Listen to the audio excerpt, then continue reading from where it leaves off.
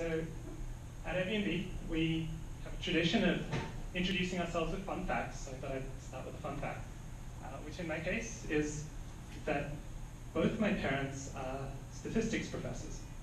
They met while doing their PhDs in the UK. And so naturally I decided that I would stay as far away from statistics as possible my whole life. And I don't know if that's correlation or causation, but I spent then many years wondering about the meaning of life and wandering around the world, which culminated in ending up in South Africa doing this 10-day silent meditation retreat, which resulted in me deciding to move to California. I was lucky enough to get a job at Airbnb as a data scientist. So it's something ironic there, but my parents don't remind me about it too often.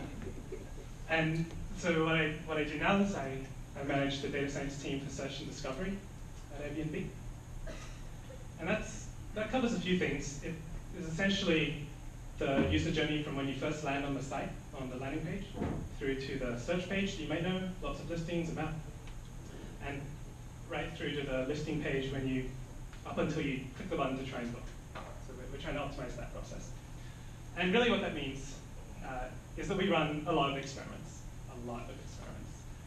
and we make a lot of mistakes. Pretty much all the mistakes that Robert mentioned earlier, and a whole bunch more. So that's what I'd like to share a bit with you today about. And really, I mostly want to focus on one story, which I think captures a lot of some of the learnings that we gained from making all these mistakes with experimentation, which is to do with finally building successful landing pages for Airbnb, which is what's live today, which went through about 40 experiments in 2 months from one team. And so now I'm going to try and generalize some of the learnings and best practices from doing that, and close off with a little bit of philosophy, because I'm not really a statistician. And hopefully some of that will be useful for you. So we're talking about product experimentation. We're running experiments with products. And that means we're really trying to help a team do product development. And so what's hard about product development? Why are we trying to do this? I think one of the ways to say what's hard about developing products is things often don't work. There are many cases at Airbnb, including our landing pages, where we worked on something for many months, and then we're very excited about it, we launch it, and it doesn't drive business impact, doesn't do what we thought it was going to do, doesn't increase bookings. We're all very sad. And then they say, data science, come and figure out what went wrong. Analyze the thing. And we're like, well, I mean, it's sort of a chicken and egg problem, because you don't know, I mean, do I have the wrong problem? Landing pages weren't the problem, that's why we didn't drive bookings. Or maybe we had the right problem, but this wasn't the right solution. We should have tried something else. Or actually, maybe we were working on the right solution, but we just didn't execute it very well. The team didn't build it properly. And then on top of all that, maybe we even actually executed well, but the data is crappy, or we had a problem analyzing our experiment, we were looking at it every day or whatever, and so people don't even trust the results. And all of these things make it really hard to make the right decisions when you're trying to build something at scale in product. So then we say, okay, it's okay. We've got science. We're going to bring science, and it's going to solve all of this, because with experiments, we can figure out what's right and wrong. We know what the answers are. We can answer these questions. That sounds great, but if any of you have actually tried some of this, some of these may sound familiar to you, that when you actually try and run these experiments, you find yourself saying to your PM, well, the base rate of the bookings metric that we want to drive is only 2%, 1%, so it's going to take us about 3 months to figure out whether the thing we just built is actually good. Or you might find, okay, we built it, we launched it, and then for 3 weeks you're slicing it this way and that way, trying to figure out what went wrong or why it's not working. How does it work for people in this country or that country, new users, paid users, whatever. It's with this slowly growing sense of guilt and angst at the cherry picking that you're doing, trying to confirmation bias all over the place. Or maybe, similar to what Robert was mentioning before, you run your experiments, you look at your dashboard, and it's 0.06. Like, it's almost significant. Maybe I'll just pretend I didn't look at it today, we'll come back on Monday after the weekend, and then it'll be fine. So all of these problems are things that came up a lot when we were trying to build the landing pages that we ended up with today. And when I say they all came up, I mean, it took us about a year to get this launched. Every time we tried to launch a landing page for Airbnb, I mean, we're actually adding another step in between the users and the search page where they actually look for a listing, and it was negative. It doesn't work. We put this landing page up, make it as beautiful as possible, and it doesn't work. And we get really frustrated. So it really took us about a year to get to something that actually worked in the end. And we learned a lot through that process. So this is what we ended up doing that led to the successful solution. We ran about 40 experiments in 2 months, which means, think about it, it's almost one experiment every day being launched. And it's the list of experiments we started in May, and then by June, we had something that finally worked. And I'll explain what impact and iteration means in a minute. But something I want to call out is this was a really small team. We had about 5 engineers, one design vision. Each experiment's running for 3 days, 3 of them in parallel. And it only took about a quarter of my time working with the team to do that. So that was a big difference to what we did before, where I'm spending like 3 weeks analyzing back and forth these landing pages, trying to figure out what went wrong. I'll just sort of go through the examples of what this actually looked like in practice. When we're running 40 experiments, each little experiment is just changing one part of the page. So for this one at the top is, we're saying, this is adding the cover image behind the search bar. Initially, you might remember it was just white and had the search bar on a white background, and then we said, okay, let's put a cover image of the destination, and that got more people to enter dates, so we thought that was good. And searching with dates was the metric we were using. And there were other experiments like this one that we thought this would be good, adding different types of homes as a thing you can click those different tabs. That decreased the likelihood that people put in dates. Maybe it's distracting them or something, so we didn't roll that one out. And overall, of those 40 experiments, we rolled out 26 of them, and 14 of them we rolled back. Didn't get launched for treatment, and not in the landing page today. So that's what the iterations were. And then at the end of the process, we run one experiment where we took all of those changes, combined them together into one page, and tested it against the world before we started. So landing page was nothing. And that's when we saw the impact on bookings. So we see the final impact on the business metric that we care about. Everyone's very excited. And all of those little tests that are getting people to enter more dates, searching with dates, adds up to a really quite significant change of 46% in people searching with dates. And it was really easy to see the result on bookings here. The p-value there is what, 1 something to the -4. So, weren't too worried about statistical significance in bookings. So how do we get there? I mean, what was hard about this? Why did it take a year to get to a process like this that actually works? Again, there are these problems that we're trying to solve. And really, the way to solve these problems is that you have to eliminate some of the unknowns. You want to know what the answer is when you do something and understand why this worked or didn't work. Right? Having 4 different reasons why something could have had the result it had makes it really hard to move forward. And that's what running all these experiments very quickly over 2 months allowed us to do. It's about eliminating unknowns. And this isn't, it's nothing new that we're doing. You may have seen this quote by Paul Graham that really a lot of problems can be solved just by forcing yourself to launch something quickly and then iterating after that. And that's all that we're trying to do. But in practice, there's several things you have to think about if you want to do this successfully. And so I'm going to try and break it out. And I think it kind of comes down to these 5 steps. First, you research a hypothesis. You have to really know what you're trying to test. Then you come up with a design vision of how you're going to test that hypothesis. Define an input metric, and that's really key. I'll talk about that more in a second. And then you spend 80% of your time on all those iteration experiments where you're testing something, rolling it out, rolling it back, seeing what it does.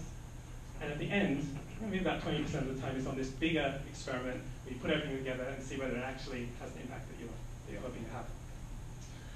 So let's go into that in a bit more depth. The first step is that research step, researching an input metric.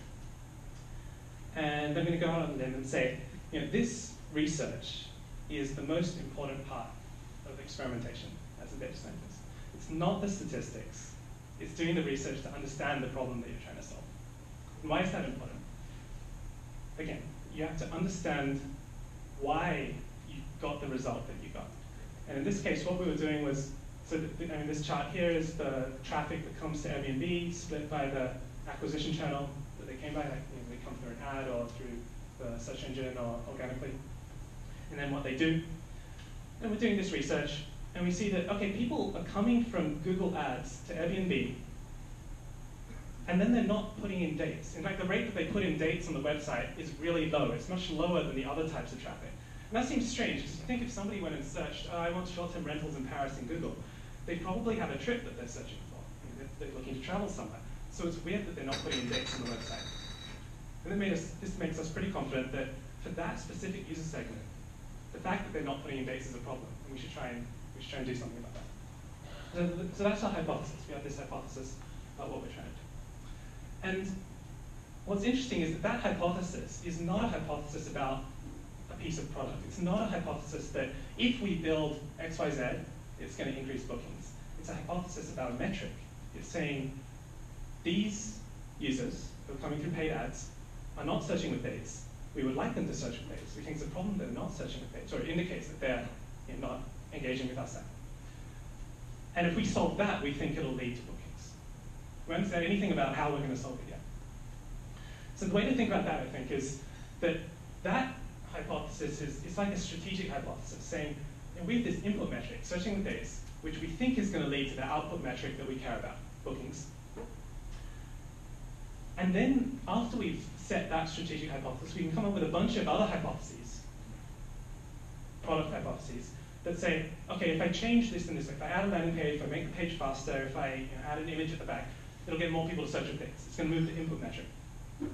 And you can have many of those, and they can add up, and then you see whether you can move your input metric. And the reason that's very useful to think that way is because the input metric, in this case, has a base rate of about 45%, as opposed to bookings, which has a base rate of about 2%, which is kind of the core reason why a lot of the problems that Robert mentioned come up.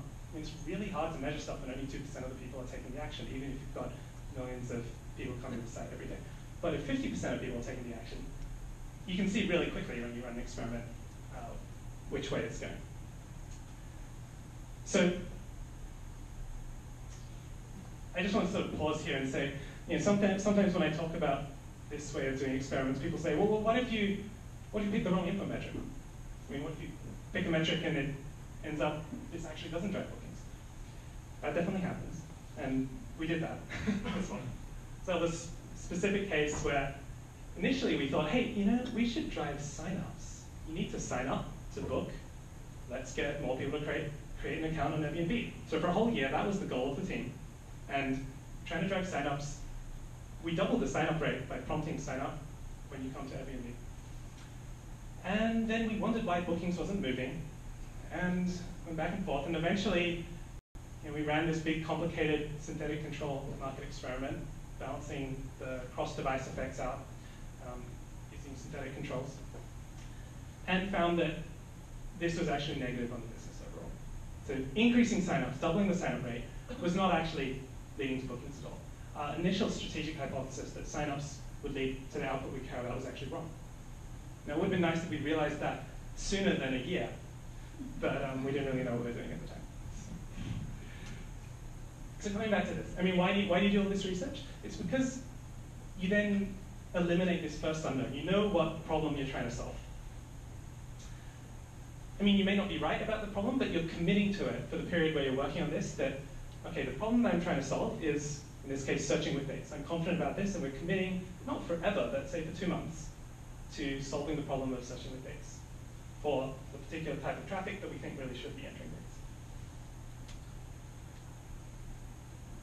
Next part of the process. How do you actually put that into practice? Well, the first thing to do is to know what you're trying to build. So this, you sort of figured out the metric that you're trying to move, and then you want to start coming up with the product hypotheses. And it's important that you don't just sort of throw things in the dark, but actually have a vision of what would be the ideal solution to this problem. In this case, we had a designer come up with a great mock of what a landing page could look like. We haven't built anything at this point. And you can see that the final version looks quite a lot like that. But not everything is that. It's got those tabs for different trip types, which didn't end up in the final version. And the reason that's important is because of how it allows you as the data scientist to guide the team to this process that allows you to launch 40 experiments in such a short time frame.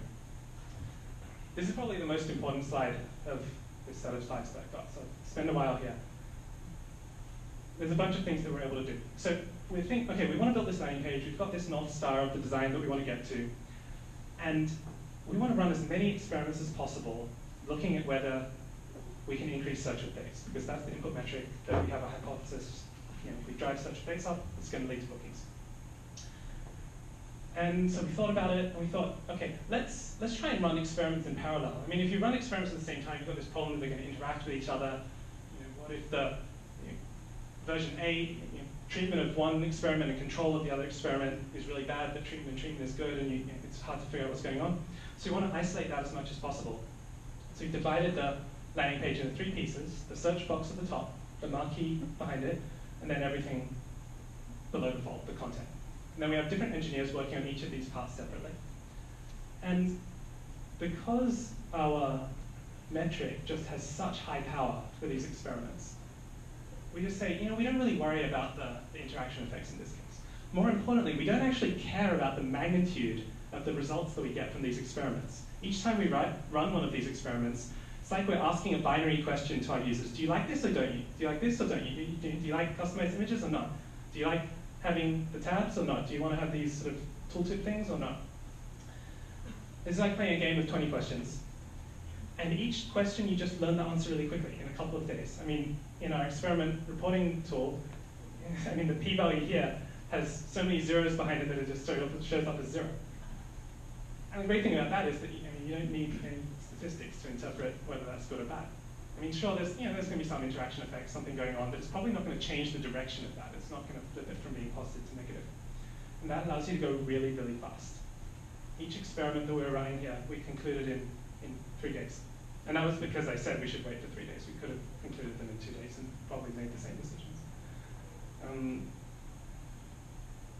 So I'm going to pause there and say, any questions at this point? This is sort of the slide that kind of captures the meat of what we're doing.